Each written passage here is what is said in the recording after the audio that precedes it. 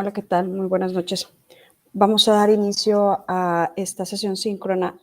Vamos a hablar, pues, obviamente, sobre la primera unidad de aprendizaje, en el cual nos van a competir a hablar de conceptos como competencia, sociedades del conocimiento y las habilidades que necesitamos precisamente para desarrollar estas competencias comunicativas.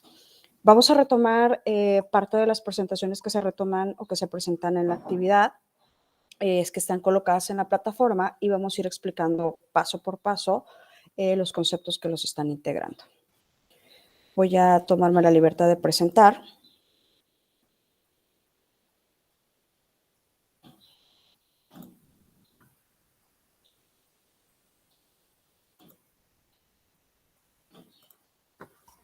Listo.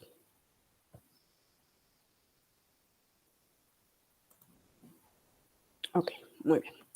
Pues como ya lo dijimos, esta materia es habilidades de la comunicación, esta es la primera unidad de aprendizaje denominada la competencia comunicativa en la sociedad del conocimiento. ¿Cuáles son los conceptos claves que nosotros tenemos que analizar en esta primera unidad? Bueno, primero, pues ya decíamos, es los conceptos de competencia, los conceptos de competencia comunicativa, así como la sociedad del conocimiento. Vamos a hacer hincapié en estos, cuáles son la importancia, cuál es la relevancia, cómo llegamos a la sociedad del conocimiento, cómo llegamos a desarrollar competencias y cómo integramos estas competencias a lo que nosotros o lo que la materia necesita enfocarse, que son las competencias comunicativas, así como las dimensiones de las competencias que esto lo integran, ¿verdad? Ok. Vamos a empezar por algo muy sencillo. Vamos a hablar sobre la sociedad del conocimiento. ¿Qué es la sociedad del conocimiento? ¿Cómo se desarrolla? Y es que si bien hemos establecido que las relaciones humanas, el proceso de comunicación que existen entre ellos y cómo se ha venido forjando este proceso de comunicativo han dado pie a desarrollar sociedades, existen elementos como las tecnologías de la información que han venido a modificar este proceso y que han venido a modificar esta interacción que existe entre los seres humanos, entre los individuos, y por ende las propiedades o características que tenemos sobre las sociedades pues también tienen que cambiar. Previo a esto, debemos determinar que una sociedad del conocimiento es aquella en donde no únicamente está mediado por el uso de las tecnologías de la información. Llegar a una sociedad del conocimiento implica que todos los usuarios de esta información analicen y comprendan correctamente la información que están rodeadas. Existe un concepto que se denomina sociedad de la información, que es donde vamos a partir. La sociedad de la información nace cuando nosotros utilizamos estas herramientas tecnológicas, ¿sí? El teléfono, el smartphone, el internet y todo, y empezamos a difundir toda esta cantidad inmesurada de información. Cuando todos tenemos acceso a esta información, cuando un porcentaje de la población a nivel mundial tiene acceso a esta información, y no solamente acceso, sino también puede emitir esta información. Entonces, cuando nosotros vamos creando esta red global en donde cada uno de nosotros va aportando ciertos conocimientos, ciertos detalles, cierta información, a eso le denominamos sociedad de la información, pero se queda ahí, solamente en los elementos en donde tú vas aportando o vas obteniendo información, pero tenemos que avanzar. La sociedad del conocimiento propone este avance en donde no únicamente es recibir y enviar información, es analizar la información que recibes, analizar la información que emites. ¿Sí? Obviamente mediado por las tecnologías. Actualmente todas las universidades o la mayor parte de las universidades tiene redes globales de comunicación precisamente para la generación de investigación, para generar nuevos conocimientos. Entonces, ahí es donde vamos. No solamente es la emisión de información, no es solamente la emisión de contenido, es como este contenido se va a volver un conocimiento. Para eso tenemos que también analizar el concepto de aprendizaje y recordemos que el concepto de aprendizaje nos dice que para que una información se vuelva aprendizaje, debe haber un cambio de conducta por parte del ser humano en cuanto al concepto que se está aprendiendo. Si este concepto no se aprende, si este concepto no conlleva un cambio de actitud, simplemente no es un aprendizaje, es información que se recibe, información que se procesa, pero no lo llevamos al siguiente nivel como un aprendizaje. Entonces, recapitulando esta parte, la sociedad del conocimiento eso busca, que toda esa información se convierta en conocimiento y por tanto tiene que haber un cambio de actitud por parte de la sociedad, por parte de quienes integran la sociedad, para que exista este proceso.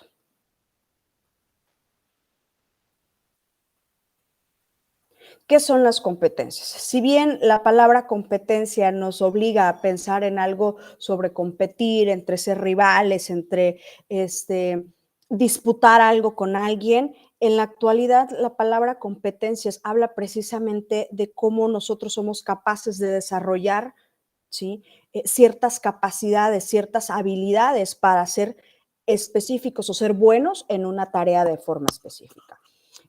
Las competencias toman la habilidad, que es un elemento nato, es algo con lo que nosotros nacemos. Hay quienes son hábiles para contar, hay quienes son hábiles para las matemáticas, hay quienes son hábiles para la música. Son elementos natos con los que el ser humano puede nacer, ¿sí? O se pueden ir integrando de forma natural debido a la convivencia, aunado, y a esto le vamos a sumar los conocimientos teóricos que se pueden aplicar o que se pueden obtener en la escuela, en un libro, en un tutorial, etcétera, etcétera.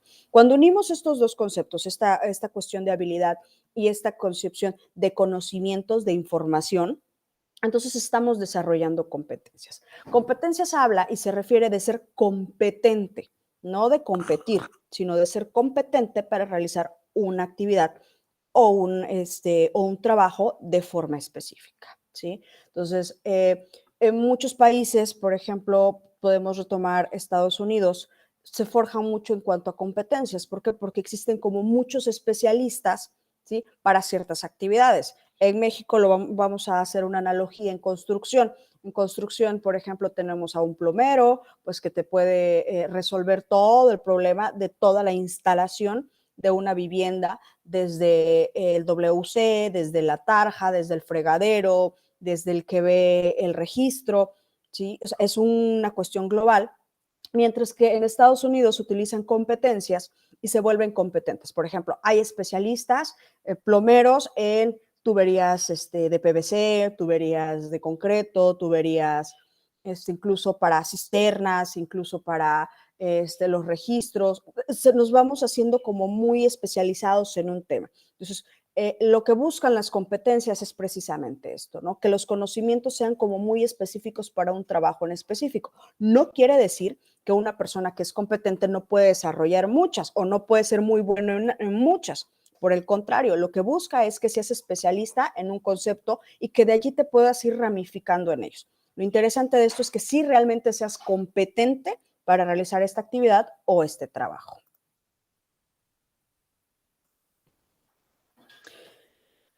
Como su nombre lo dice, nosotros vamos a abordar o vamos a tocar los temas de competencia comunicativa. ¿Qué quiere decir?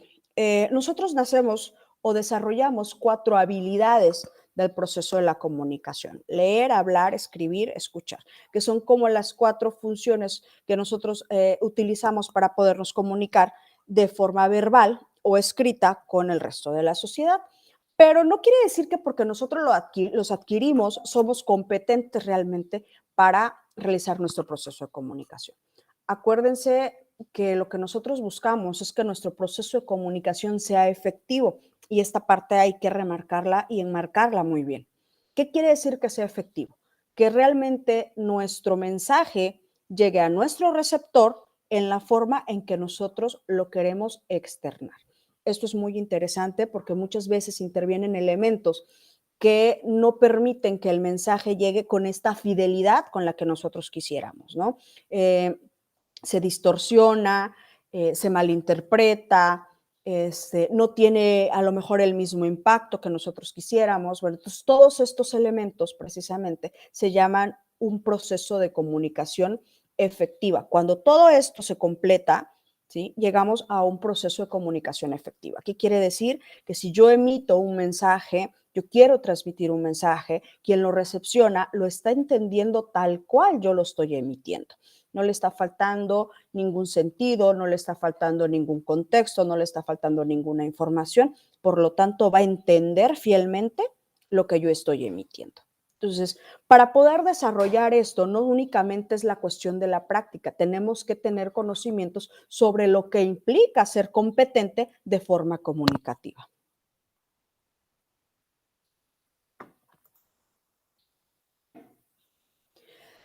Para que nosotros podamos entender todo esto, vamos a hablar sobre las dimensiones de la competencia comunicativa. Son 5, vamos a manejar 5 competencias. Vamos a hablar de la pragmática, vamos a hablar de la lingüística, vamos a hablar de la discursiva, de la sociolingüística y de la estratégica, que son elementos que intervienen, como bien mencionábamos hace un momento, en el proceso de una comunicación efectiva. Como todos estos factores van a intervenir en el proceso de comunicación y que sobre todo sea efectivo para quien lo emite y para quien lo recepciona, ya sea de forma oral o ya sea de forma escrita. Esto es muy importante que siempre lo tengamos en cuenta, porque recordemos que no todos, ¿sí?, somos seres idénticos. Hay una palabra que a mí me encanta para definirnos que se llama individuos y habla de la individualidad, que quiere decir que cada uno de nosotros tiene características específicas, que somos uno y que pues obviamente no nos podemos comparar con los demás, que somos entes específicos y pues por tanto nuestras características van a ser muy diferentes al del resto de las personas que nos rodean. Así estemos en el mismo contexto, así estemos en la misma familia, así tengamos las mismas formaciones, somos totalmente distintos.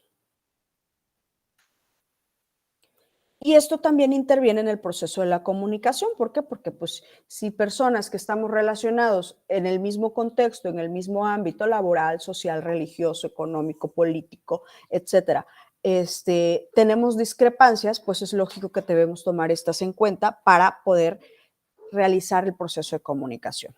Ahora vamos a hablar sobre la dimensión sociolingüística y es que esta se refiere al uso apropiado del lenguaje en situaciones reales, tomando en cuenta los contextos que se dan en el intercambio comunicativo, en las situaciones particulares, ¿sí? Tiene el propósito, pues obviamente, de comunicarnos las normas de comunicación, perdón, y así como estas que lo van a regir. ¿A qué se refiere esto? Cuando nosotros hablamos de la dimensión sociolingüística, habla precisamente de todas estas etiquetas o de todas estas normas que nosotros pudiésemos tener a la hora de comunicarnos. Lo expresaba hace un momento, cada uno de nosotros está rodeado o está inmerso en un contexto diferente. Entonces, el proceso de comunicación con un hermano no va a ser el mismo que el proceso de comunicación con un padre. ¿Por qué? Porque aunque estamos en la misma familia, existen elementos sociales que no nos permiten esto, ¿no? Con un hermano podemos tutearnos de una forma muy sencilla, de una forma muy práctica, y nos lo llamamos de tú sin ningún problema. Podemos omitir algunas reglas de incluso de etiqueta social, ¿sí?, por la familiaridad que existe. No quiere decir que no exista la misma familiaridad con el padre, pues son familia cercana, pero estas normas sociales nos permiten que hacia un padre, ¿sí?, hacia un papá, nos dirijamos de otra manera, ¿no? En este caso podemos con él usar el usted, usamos este respeto siempre de llamarlo, no lo llamamos por su nombre, lo llamamos por papá, papi, padre, y aún así seguimos llamándolo de usted. Todos estos elementos intervienen o son una analogía de la competencia sociolingüística. Esta cuestión también de las sabidurías de los refranes populares, de los modismos, como en ciertos lugares tienen elementos culturales que intervienen en el proceso de comunicación, por ejemplo, y que existen o son muy marcados en los estados, ¿no? El utilizar el primo en algunas ciudades de costera es muy normal. Por allí hay como comediantes que utilizan precisamente estos modismos o son muy marcados estos modismos porque representan una región, ¿no? Podemos poner el ejemplo del norteño, pues que utiliza o enfatiza mucho las características de comunicación de la gente del norte. Tenemos al costeño, pues que obviamente enfatiza este proceso de comunicación de la gente que es obviamente de la costa. Tenemos algunos otros que enfatizan los procesos o las palabras o los modismos de la zona del sur. Entonces, esto es importante que nosotros lo tomemos en cuenta en el proceso de comunicación. La sociolingüística a eso se refiere, tomar todos estos contextos sociales que existen y que intervienen en cada persona y hacerlos partícipe en el proceso de la comunicación. La estratégica habla precisamente de esta capacidad que nosotros vamos a tener de comunicarnos tanto verbal como no verbal, ¿no? Cómo muchas veces nosotros a través de estas estrategias podemos subsanar algunos detalles que pudiésemos cometer en el momento de comunicarnos,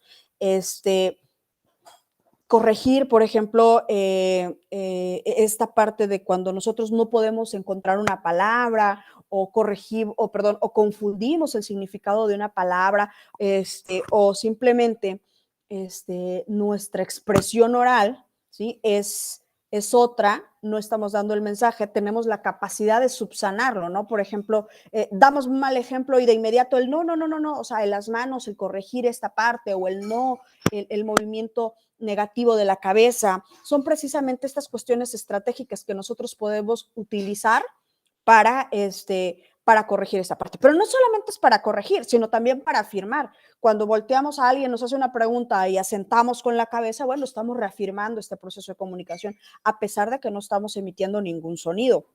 Entonces, sí es importante que nosotros detengamos, ¿sí?, la mirada hacia este proceso de comunicación y cómo lo estamos realizando, ¿no? Un orador, en este caso podemos poner el ejemplo de un orador, desarrolla mucho, tiene que desarrollar mucho esta parte de la competencia estratégica porque se tiene que dar cuenta cómo va su discurso a través de las reacciones de su público, ¿no? Si tenemos un orador que está pasivo, que no está utilizando el escenario como tiene que ser, que no le está impregnando la suficiente emoción a su discurso, pues a lo mejor su público está calmado, está pasivo, no está nada receptivo, por allí va a haber uno que esté bostezando, por allí va a haber otro que esté distraído en otra cosa. Entonces, este orador tiene que ser lo suficientemente observador para darse cuenta de estas características. Pero aparte de ser observador, debe tener la capacidad de reacción para mejorar esa situación. Si estamos viendo que el público no tiene la aceptación o no se está dando la aceptación del discurso, debe tener la capacidad de reaccionar, presentar alguna estrategia de dinamismo, utilizar un poco más el escenario, articular con más ademanes, todos estos elementos, ¿no? El hecho de que nosotros seamos observadores, que seamos capaces de reaccionar, nos va a permitir no solamente corregir algún error, sino también poder mejorar, ¿sí?, nuestro mensaje, nuestro proceso de comunicación, sobre todo adaptándolo a la finalidad con el cual nosotros lo estamos haciendo, ¿no? Acuérdate que un proceso comunicativo debe de tener una finalidad. O sea, ¿por qué yo me estoy comunicando? ¿Por qué yo quiero emitir un mensaje? Y esto es lo que nos va a guiar en este proceso. Si tú determinas o se determina un proceso comunicativo, si tú determinas cuál es la finalidad del por qué yo quiero hablar, por qué yo quiero comunicarme, yo por qué quiero decir, es lo primero que nos va a guiar en el momento de emitir el mensaje y sobre todo de buscar las palabras correctas para que nuestro receptor lo entienda como lo estamos emitiendo.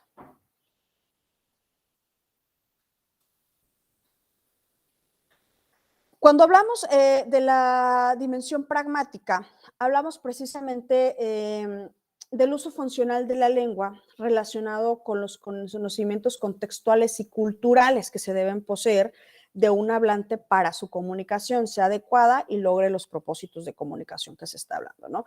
Que se sepa explicar, que sepa especular, rechazar, retractarse, negar, clasificar, preguntar, etcétera, etcétera. Esta dimensión está muy ligada o pudiésemos en un momento dado confundirla con la sociolingüística. ¿Cuál es la diferencia entre la pragmática y la sociolingüística? Primero vamos a abordar lo que es la pragmática y es que va a hablar sobre las reglas normativas de la cultura, del contexto en donde tú estás, ¿no? Del grado de relación que existe con las personas que tú estás interactuando en el momento del proceso de la comunicación, vamos a hablar de las distancias sociales, vamos a hablar, por ejemplo, del manejo y uso de la voz, los tonos que nosotros podemos manejar, del conocimiento del tiempo, del lugar en donde nosotros estamos haciendo la interacción, donde estamos haciendo el proceso comunicativo. Esto va un poquito más enfocado ya al proceso comunicativo. O sea, mientras el sociolingüístico te habla y te refiere a qué es el contexto en donde tú estás, ¿sí? Y sobre las etiquetas que tú tienes que funcionar, la pragmática es enfocada al momento en que tú estás haciendo el proceso de comunicación. Pues poníamos el ejemplo de un jefe y un empleado. Si tú tienes o tú te vas a referir a un jefe o a una persona de mayor rango, de mayor posición laboral, no lo vas a tutear, no te le vas a pegar, no te le vas a, o sea, tu distancia no va a ser limitada, no lo vas a tener junto a ti. ¿Por qué? Porque pues obviamente estamos hablando de la cuestión cultural del contexto. Si tú vas a hablar con tu pareja, con tu hermano, con tus familiares cercanos, donde existe esta disposición, donde existe esta cercanía, pues es obvio que la distancia que vas a tener entre esa persona y tú para el proceso de comunicación va a ser menos, ¿sí? Tenemos que ver también los tiempos para comunicarnos. Por ejemplo, si nosotros vamos a hacer una reunión de trabajo, pues sabemos calcularle que entre 30 a 40 minutos es un tiempo prudente para hacer una reunión de trabajo, mientras que, por ejemplo, una fiesta o una reunión familiar no la hacemos en 30 a 40 minutos, pues desayunamos, comemos, hacemos la merienda, tenemos la sobremesa, hacemos la plática y se va extendiendo y se va extendiendo y podemos estar allí horas haciendo la misma plática. Entonces, a eso se refiere precisamente la cuestión pragmática, ¿sí? El cómo, por ejemplo, tú llegas con estas características, ¿sí? A querer emitir un mensaje.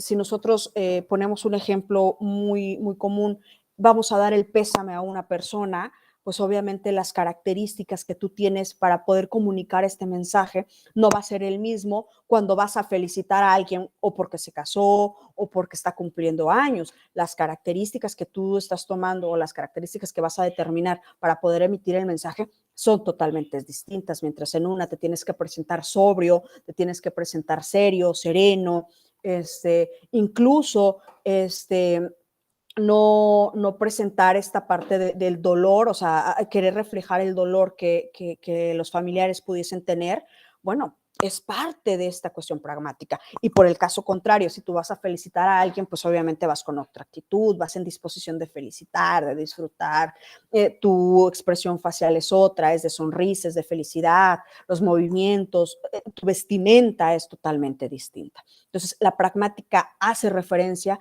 justo al momento, ¿sí? Y las características de la situación en que se va a presentar el proceso comunicativo. Y en este caso vamos a llegar al lingüístico, que pues bueno, el lingüístico es esta que nosotros utilizamos, ¿no? Que prácticamente dominamos al 100%, que es precisamente el conocimiento tácito, el conocimiento práctico que nosotros tenemos sobre el proceso de la comunicación, el cómo nosotros ya desarrollamos oraciones, podemos expresarnos, incluso cómo nosotros redactamos y vamos hilando enunciados, ¿no? Cómo nosotros no solamente emitimos palabras por emitir, cómo nuestro mensaje si tiene una coherencia o debiera tener una coherencia para poder expresarlo, ¿no? En esta parte nosotros, aunque de forma subconsciente utilizamos elementos conocidos como la sintaxis, la gramática, la fonética, la semántica, ¿sí? Lo vamos incluyendo en nuestro proceso de comunicación. A lo mejor no tenemos bien definido cuáles son estos conceptos, cuáles son estos procesos, cuáles son estos requerimientos, pero lo estamos usando. Una cuestión de sorpresa, pues nuestro tono de voz va a cambiar, una cuestión de tristeza, nuestro tono de voz cambia, nuestra expresión cambia, nuestro semblante cambia. Entonces, todos estos elementos nosotros los dominamos de forma tácita, de forma ya práctica en nuestro proceso de comunicación. Lo hemos desarrollado a través de los años.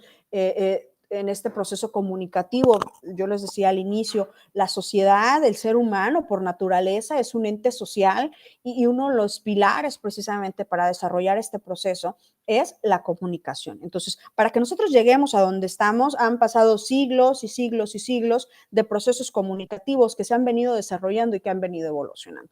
A lo largo de nuestra vida, creo que de los primeros elementos o de las primeras prácticas que nos enseñan como seres humanos, aparte de caminar, y para hacernos valer por nosotros mismos es el proceso comunicativo. Entonces, tenemos muchísimos años de experiencia en esta parte y cómo nosotros vamos entendiendo que un gesto, que una mirada, que un tono de voz significa algo.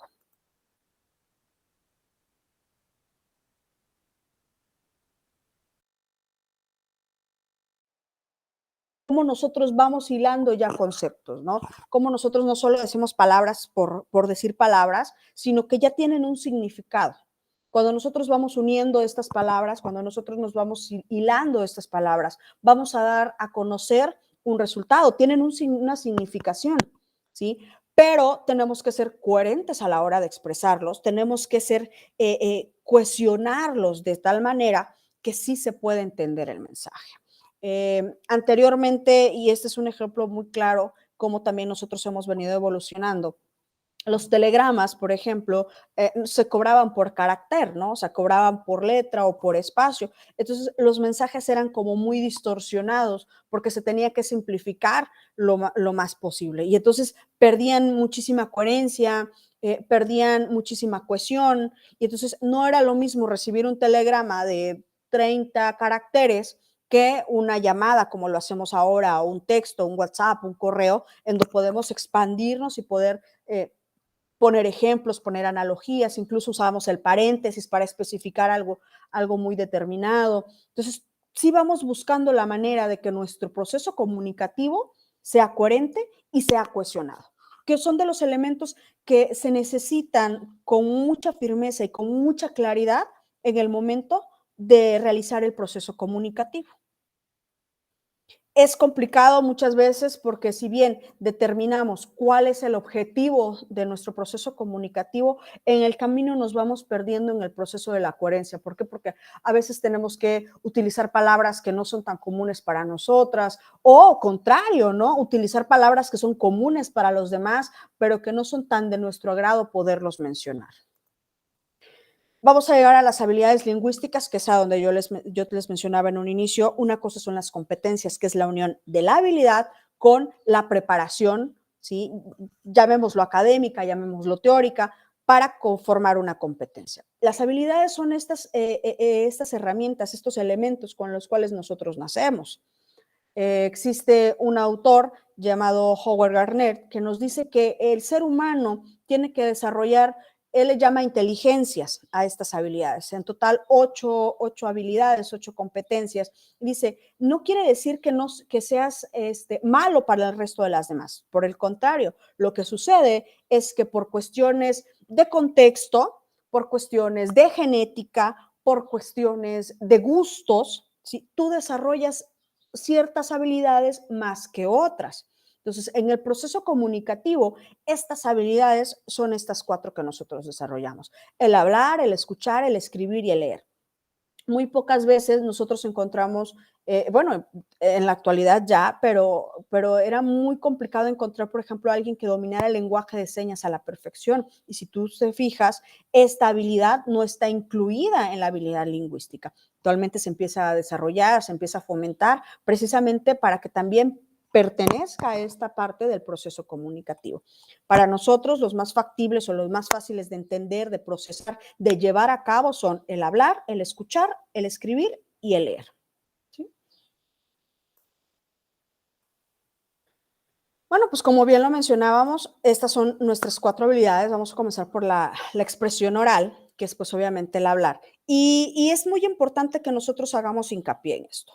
Una cosa es tener la habilidad de hablar, ¿sí? Que es emitir el sonido y hacia dónde vamos. ¿Sí? Porque nosotros podemos tener la habilidad de hablar, de emitir sonidos, de decir palabras, pero la capacidad de hacer la expresión oral es hacia donde nosotros vamos. Tenemos que ser competentes en la expresión oral, tener la cohesión, tener la coherencia, ¿sí? Tener esta parte de la autoobservación, ¿sí? De que nuestro léxico sea abundante, de que el dominio de nuestras palabras sea abundante, que manejemos perfectamente el tono de la voz, que seamos, que manejemos bien nuestro ritmo, que nuestra entonación sea la correcta. A eso le vamos a denominar competencia del habla, ¿sí? Mientras tanto, La habilidad del habla es esta que nosotros tenemos, esta de emitir sonidos, de emitir palabras. Podríamos decir que un niño, ¿sí?, que está aprendiendo a hablar, está desarrollando la habilidad del habla. Pero acuérdate que hay que hacerle correcciones en cuanto a verbos, en cuanto a palabras, como muchas veces él tiene que aprender de forma tácita, de forma práctica, cómo vamos a ir conjugando los verbos, ¿sí? Entonces, esta parte, pues ya lo decía acá abajo, dices, emitir sonidos articulados o palabras, sirve para expresar nuestras ideas y sentimientos y es la principal forma de comunicación que nosotros tenemos. ¿Por qué? Porque es la más práctica, es la más rápida, es la que podemos tener una retroalimentación muchísimo más rápida que con las otras, ¿no? Nos vamos con la capacidad de escuchar y esto es muy interesante porque una cosa es escuchar y otra cosa es oír. Entonces nosotros cuando percibimos sonidos, oímos. Cuando entendemos el mensaje, escuchamos. Y esto es interesante porque ya decíamos, vamos a definir la competencia, por ejemplo, de la escucha como esta competencia en donde no únicamente vamos a percibir los sonidos, sino va a ser la competencia en donde estos sonidos o estos mensajes tienen una significación para nosotros. Vamos a entender el porqué del mensaje, cuál es la finalidad del mensaje, cuál es el contenido del mensaje y que nosotros podamos darle una retroalimentación coherente con lo que se nos está enviando. Entonces, ahí es a donde vamos. Ya decíamos, no son conceptos que estén alejados de nuestros conocimientos, para nada, son conceptos con los cuales nosotros estamos relacionados todos los días. De hecho, el proceso comunicativo o la competencia comunicativo es una competencia transversal. ¿A qué me refiero con transversal? Es una competencia que tiene que ver con todas las competencias, es una habilidad que tiene que ver con todas las asignaturas, con todas las materias, con todo lo que tú te imagines, con todo lo que ustedes se imaginen, tienen que ver el proceso de comunicación, con la física, con las matemáticas, con la sociología, con la filosofía, en todos estos ámbitos, ¿sí? Está incluido el proceso de la comunicación, está incluido las competencias comunicativas, está incluido el podernos comunicar con los demás. Entonces, no es algo que nosotros desconozcamos totalmente, por el contrario, son elementos con los cuales nosotros estamos familiarizados al 100%, pero lo que buscamos no es solamente que nosotros estemos familiarizados, sino que realmente seamos competentes en este proceso, que en este proceso que ustedes van a hacer de comunicación sea efectivo, sea lo suficientemente capaces de poder desarrollarlos en un momento determinado de su vida, tanto laboral, social, familiar, etcétera, ¿no? Entonces ya decíamos, en esta parte de la escucha, una cosa es escuchar, que es entender el mensaje, mientras que oír es únicamente la percepción del sonido. Dice, oír y entender lo que se dice. Escuchamos el sonido y entendemos lo que se dice. Sirve también para comprender las ideas de otros. Al final de cuentas, cuando nosotros hacemos un proceso comunicativo, lo que nosotros queremos hacer es dar a conocer nuestras ideas, expresar nuestros sentimientos. Y no solamente el proceso comunicativo es quien emite, sino también quien lo recepciona. Entonces, la otra persona o el otro parámetro que nosotros tenemos de este proceso comunicativo debe tener la capacidad para comprender lo que se nos está diciendo. Y por último, es necesario para comprender lo que nosotros nos quieren decir. Escribir. La escritura, si nosotros lo ponemos desde este punto, vamos a determinarlo como la expresión gráfica de estos elementos, el que tú sepas cómo se escribe una M, cómo se escribe una A, cómo se dibuja, cómo se plasma gráficamente estos elementos, ¿no? Y esto tiene que ver también con lo que mencionábamos hace rato, que una cosa es la habilidad, esto que tú tienes la capacidad de plasmar con todos estos símbolos, con todas estas letras, estas palabras, mientras que por otro lado la expresión escrita, ¿sí? Es la capacidad de transmitir ideas, conocimientos, sentimientos a través de la escritura.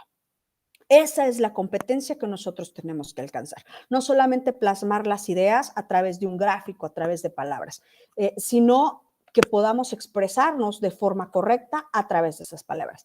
En la escritura intervienen otros elementos como la gramática, como los signos de puntuación, las reglas ortográficas, etcétera, etcétera, que intervienen tan directamente para dar a conocer este mensaje. No está, es un poco más complicado de realizarlo como que el habla, pero no quiere decir que es imposible. Cuando se dominan estas competencias, cuando se dominan todo esto y se conoce y se adquieren estos conocimientos, se aplicamos la gramática, la ortografía, la semántica de forma correcta, entonces nuestros textos tienen una significación y nuestros textos sí van a dar a conocer lo que nosotros queremos enviar a nuestro lector. Ideas, sentimientos, mensajes, etcétera, etcétera. Ella dice que esto va a implicar expresar ideas mediante símbolos, letras, números, signos de interrogación, signos de admiración, toda esta parte.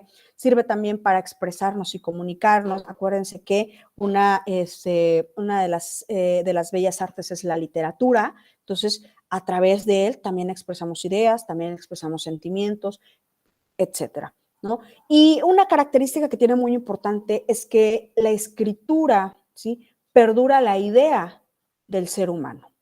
Mientras las ideas de forma oral se pueden ir modificando, se pueden ir distorsionando, en la escritura no.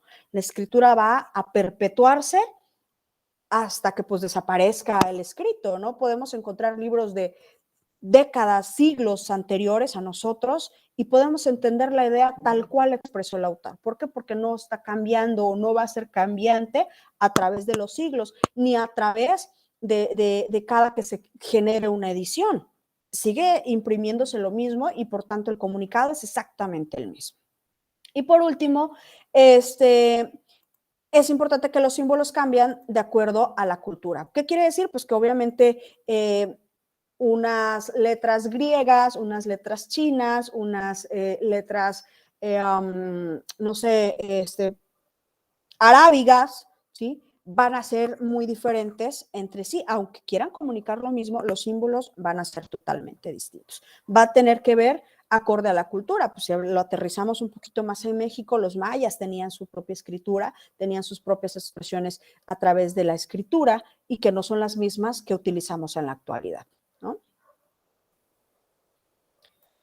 Y por último, tenemos esta parte de leer, que ya bien decíamos.